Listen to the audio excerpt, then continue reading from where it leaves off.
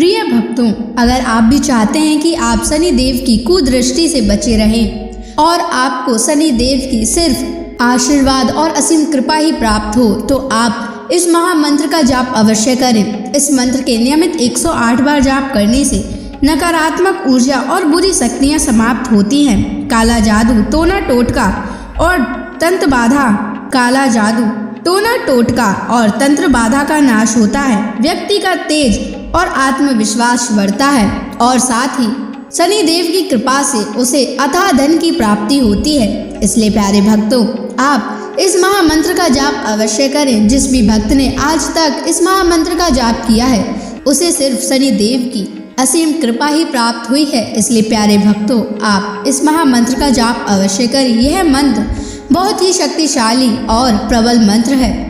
इस मंत्र का प्रभाव तुरंत ही दिखाई देने लगता है और साथ ही आपका जीवन सुखद हो जाएगा। अगर आप शनि देव का आशीर्वाद प्राप्त करना चाहते हैं तो इस वीडियो को लाइक और चैनल को सब्सक्राइब जरूर कर दीजिए और कमेंट बॉक्स में जय शनि महाराज अवश्य लिख दीजिए। तो चलिए भक्तों, मंत्र का जाप करना प्रारंभ करते हैं। ओम ह्रीं सन शनैश्चराय सर्वदोष निवारणाय स्वाहा। ओम ह्रीं सन शनैश्चराय सर्वदोष निवारणाय स्वाहा। ओम ह्रीं सन शनैश्चराय सर्वदोष निवारणाय स्वाहा। ओम ह्रीं सन शनैश्चराय सर्वदोष निवारणाय स्वाहा। ओम ह्रीं सन शनैश्चराय सर्वदोष निवारणाय स्वाहा। ओम ह्रीं सन शनैश्चराय सर्वदोष निवारणाय स्वाहा। ओम ह्रीं सन शनैश्चराय सर्वदोष निवारणाय स्वाहा। ओम ह्रीं सन शनैश्चराय सर्वदोष निवारणाय स्वाहा। ओम ह्रीं सन शनैश्चराय सर्वदोष निवारणाय स्वाहा। ओम ह्रीं सन शनैश्चराय सर्वदोष निवारणाय स्वाहा। ओम ह्रीं सन शनैश्चराय सर्वदोष निवारणाय स्वाहा। ओम ह्रीं सन शनैश्चराय सर्वदोष निवारणाय स्वाहा। ओम ह्रीं सन शनैश्चराय सर्वदोष निवारणाय स्वाहा। ओम ह्रीं सन शनैश्चराय सर्वदोष निवारणाय स्वाहा। ॐ ह्रीं सन् शनैश्चराय सर्वदोषनिवारणाय स्वाहा। ॐ ह्रीं सन् शनैश्चराय सर्वदोषनिवारणाय स्वाहा। ॐ ह्रीं सन् शनैश्चराय सर्वदोषनिवारणाय स्वाहा। ॐ ह्रीं सन् शनैश्चराय सर्वदोषनिवारणाय स्वाहा। ॐ ह्रीं सन् शनैश्चराय सर्वदोषनिवारणाय स्वाहा। ॐ ह्रीं सन् शनैश्चराय सर्वदोषनिवारणाय स्वाहा। ॐ ह्रीं सन् शनैश्चराय सर्वदोषनिवारणाय स्वाहा। ॐ ह्रीं सन् शनैश्चराय सर्वदोषनिवारणाय स्वाहा। ॐ ह्रीं सन् शनैश्चराय सर्वदोषनिवारणाय स्वाहा। ॐ ह्रीं सन् शनैश्चराय सर्वदोषनिवारणाय स्वाहा। ॐ ह्रीं सन् शनैश्चराय सर्वदोषनिवारणाय स्वाहा। ॐ ह्रीं सन् शनैश्चराय सर्वदोषनिवारणाय स्वाहा। ॐ ह्रीं सन् शनैश्चराय सर्वदोषनिवारणाय स्वाहा। ॐ ह्रीं सन् शनैश्चराय सर्वदोषनिवारणाय स्वाहा। ॐ ह्रीं सन् शनैश्चराय सर्वदोषनिवारणाय स्वाहा। ॐ ह्रीं सन् शनैश्चराय सर्वदोषनिवारणाय स्वाहा। ॐ ह्रीं सन् शनैश्चराय सर्वदोषनिवारणाय स्वाहा। ॐ ह्रीं सन् शनैश्चराय सर्वदोषनिवारणाय स्वाहा।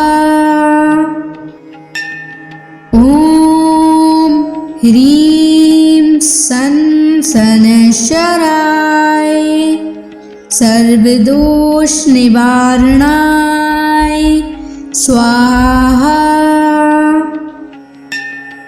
ॐ ह्रीं सनशराय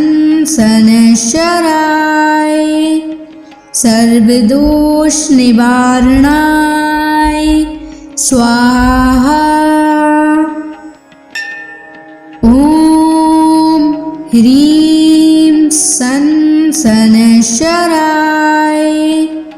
सर्वदोष निवारणाय स्वाहा।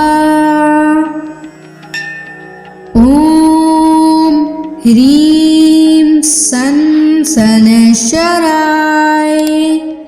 सर्वदोष निवारणाय स्वाहा। ॐ ह्रीं सनशराय सर्वदोष निवारणाय स्वाहा। ॐ ह्रीं सनशराय सर्वदोष निवारणाय स्वाहा। ॐ ह्रीं सनशराय सर्वदोष निवारणाय स्वाहा। ॐ ह्रीं सनशराय सर्वदोष निवारणाय स्वाहा। ॐ ह्रीं सनशराय सर्वदोष निवारणाय स्वाहा। ॐ ह्रीं सनशराय सर्वदोष निवारणाय स्वाहा। ॐ ह्रीं सनशराय सर्वदोष निवारणाय स्वाहा। ॐ ह्रीं सनशराय सर्वदोष निवारणाय स्वाहा। ॐ ह्रीं सनशराय सर्वदोष निवारणाय स्वाहा। ॐ ह्रीं सनशराय सर्वदोष निवारणाय स्वाहा। ॐ ह्रीं सनशराय सर्वदोष निवारणाय स्वाहा। ॐ ह्रीं सनशराय सर्वदोष निवारणाय स्वाहा। ॐ ह्रीं सनशराय सर्वदोष निवारणाय स्वाहा। ॐ ह्रीं सनशराय सर्वदोष निवारणाय स्वाहा। ॐ ह्रीं सनशराय सर्वदोष निवारणाय स्वाहा। ह्रीं सन शनैश्चराय सर्वदोष निवारणाय स्वाहा। ॐ ह्रीं सन शनैश्चराय सर्वदोष निवारणाय स्वाहा। ॐ ह्रीं सन शनैश्चराय सर्वदोष निवारणाय स्वाहा। ॐ ह्रीं सन शनैश्चराय सर्वदोष निवारणाय स्वाहा। ॐ ह्रीं सन शनैश्चराय सर्वदोष निवारणाय स्वाहा। ॐ ह्रीं सन शनैश्चराय सर्वदोष निवारणाय स्वाहा।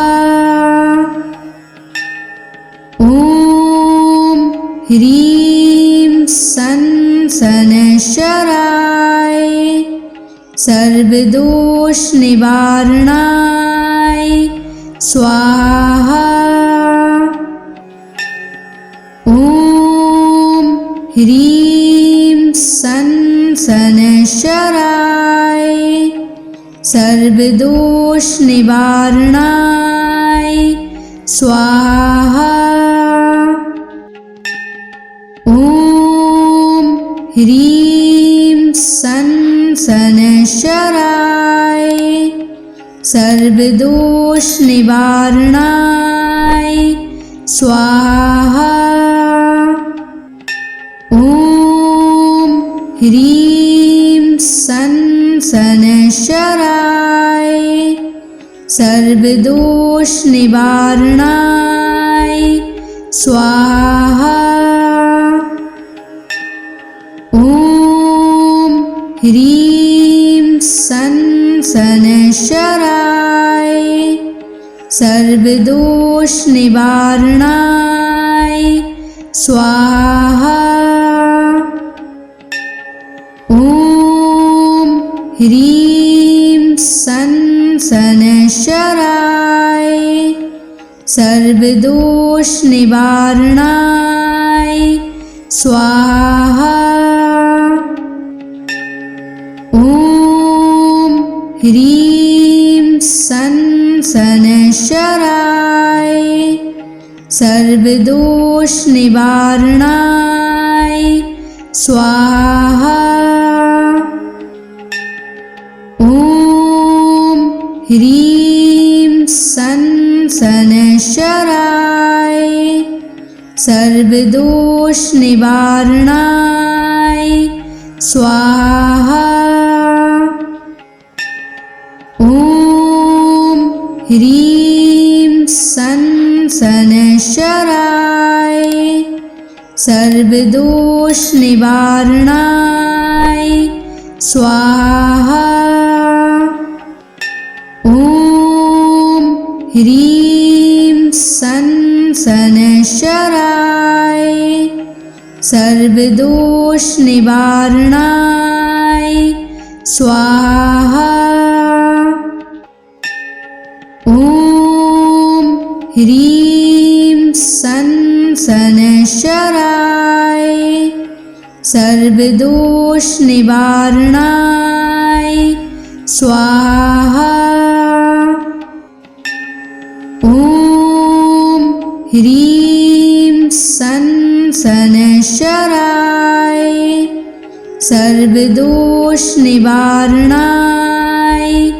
स्वाहा। ॐ ह्रीं सन शनैश्चराय सर्वदोष निवारणाय स्वाहा। ॐ ह्रीं सन् शनैश्चराय सर्वदोषनिवारणाय स्वाहा। ॐ ह्रीं सन् शनैश्चराय सर्वदोषनिवारणाय स्वाहा। ॐ ह्रीं सन् शनैश्चराय सर्वदोषनिवारणाय स्वाहा। ॐ ह्रीं सन् शनैश्चराय सर्वदोषनिवारणाय स्वाहा। ॐ ह्रीं सन् शनैश्चराय सर्वदोषनिवारणाय स्वाहा। ॐ ह्रीं सन् शनैश्चराय सर्वदोषनिवारणाय स्वाहा। ॐ ह्रीं सन् शनैश्चराय सर्वदोषनिवारणाय स्वाहा। ॐ ह्रीं सन् शनैश्चराय सर्वदोषनिवारणाय स्वाहा।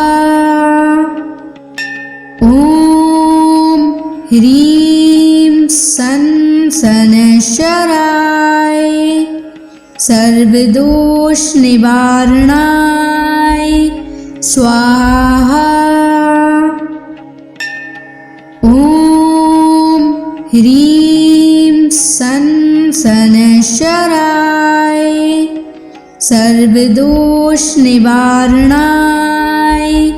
स्वाहा।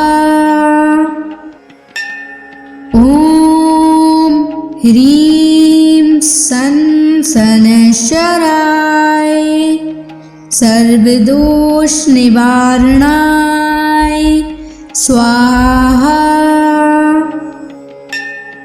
ॐ ह्रीं सन् शनैश्चराय सर्वदोषनिवारणाय स्वाहा। ॐ ह्रीं सन् शनैश्चराय सर्वदोषनिवारणाय स्वाहा। ॐ ह्रीं सन् शनैश्चराय सर्वदोषनिवारणाय स्वाहा। ॐ ह्रीं सन् शनैश्चराय सर्वदोषनिवारणाय स्वाहा। ॐ ह्रीं सन् शनैश्चराय सर्वदोषनिवारणाय स्वाहा।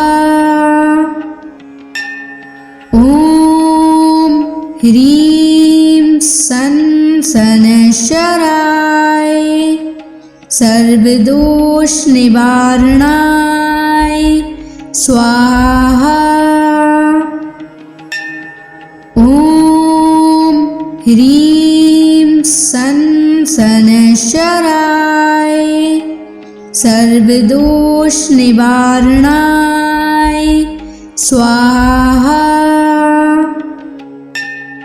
ॐ ह्रीं सन् शनैश्चराय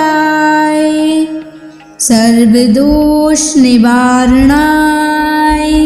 स्वाहा।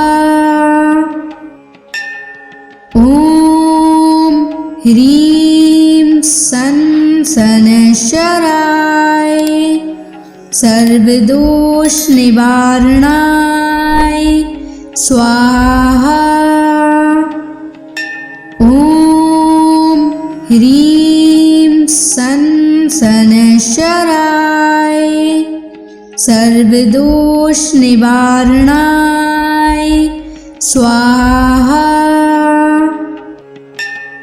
ॐ ह्रीं सं शनैश्चराय सर्वदोष निवारणाय स्वाहा।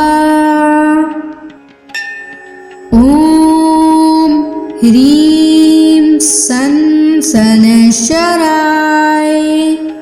सर्वदोष निवारणाय स्वाहा। ॐ ह्रीं सं शनैश्चराय सर्वदोष निवारणाय स्वाहा। ॐ ह्रीं सं शनैश्चराय सर्वदोष निवारणाय स्वाहा। ॐ ह्रीं सं शनैश्चराय सर्वदोष निवारणाय स्वाहा।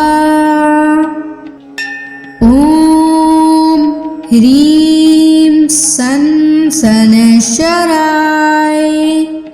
सर्वदोष निवारणाय स्वाहा। ॐ ह्रीं सं शनैश्चराय सर्वदोष निवारणाय स्वाहा। ॐ ह्रीं सं शनैश्चराय सर्वदोष निवारणाय स्वाहा।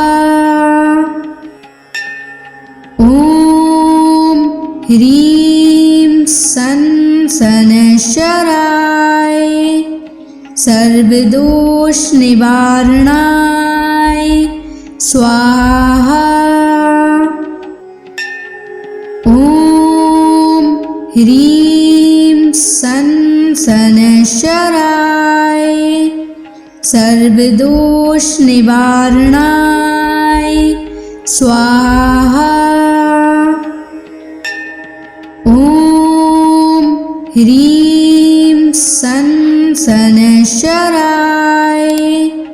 सर्वदोष निवारणाय स्वाहा।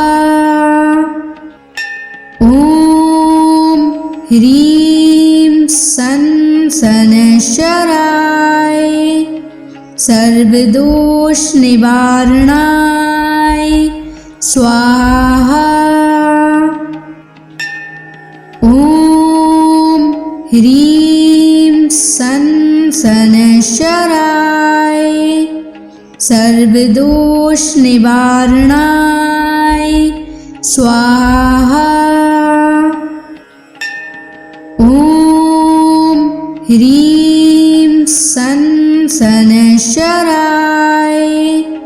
सर्वदोष निवारणाय स्वाहा। ॐ ह्रीं सं शनैश्चराय सर्वदोष निवारणाय स्वाहा। ॐ ह्रीं सं शनैश्चराय सर्वदोष निवारणाय स्वाहा। ॐ सन शनैश्चराय सर्वदोष निवारणाय स्वाहा। ॐ ह्रीं सन शनैश्चराय सर्वदोष निवारणाय स्वाहा। ॐ ह्रीं सन शनैश्चराय सर्वदोष निवारणाय स्वाहा। ॐ ह्रीं सन शनैश्चराय सर्वदोष निवारणाय स्वाहा। ॐ ह्रीं सन शनैश्चराय सर्वदोष निवारणाय स्वाहा। ॐ ह्रीं सन शनैश्चराय सर्वदोष निवारणाय स्वाहा। ॐ ह्रीं सन शनैश्चराय सर्वदोष निवारणाय स्वाहा। ॐ ह्रीं सन शनैश्चराय सर्वदोष निवारणाय स्वाहा। ॐ ह्रीं सन शनैश्चराय सर्वदोष निवारणाय स्वाहा। ॐ ह्रीं सन शनैश्चराय सर्वदोष निवारणाय स्वाहा। ॐ ह्रीं सन शनैश्चराय सर्वदोष निवारणाय स्वाहा। ॐ ह्रीं सन शनैश्चराय सर्वदोष निवारणाय स्वाहा। ॐ ह्रीं सन शनैश्चराय सर्वदोष निवारणाय स्वाहा। ॐ ह्रीं सन शनैश्चराय सर्वदोष निवारणाय स्वाहा। ॐ ह्रीं सन शनैश्चराय सर्वदोष निवारणाय स्वाहा। ॐ ह्रीं सन शनैश्चराय सर्वदोष निवारणाय स्वाहा। ॐ ह्रीं सन शनैश्चराय सर्वदोष निवारणाय स्वाहा। ॐ ह्रीं सन शनैश्चराय सर्वदोष निवारणाय स्वाहा। ॐ ह्रीं सन शनैश्चराय सर्वदोष निवारणाय स्वाहा।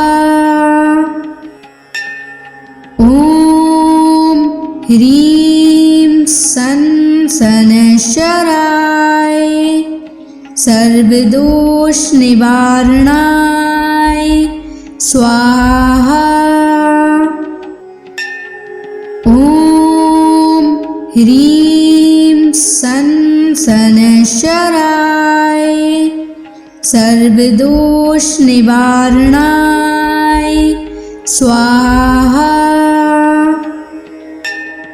ॐ ह्रीं सन् शनैश्चराय सर्वदोषनिवारणाय स्वाहा। ॐ ह्रीं सन् शनैश्चराय सर्वदोषनिवारणाय स्वाहा। ॐ ह्रीं सन् शनैश्चराय सर्वदोषनिवारणाय स्वाहा। ॐ ह्रीं सन् शनैश्चराय सर्वदोषनिवारणाय स्वाहा। ॐ ह्रीं सन् शनैश्चराय सर्वदोषनिवारणाय स्वाहा। ॐ ह्रीं सन् शनैश्चराय सर्वदोषनिवारणाय स्वाहा। ॐ ह्रीं सन् शनैश्चराय सर्वदोषनिवारणाय स्वाहा। ॐ ह्रीं सन् शनैश्चराय सर्वदोषनिवारणाय स्वाहा। ॐ ह्रीं सन् शनैश्चराय सर्वदोषनिवारणाय स्वाहा। ॐ ह्रीं सन् शनैश्चराय सर्वदोषनिवारणाय स्वाहा।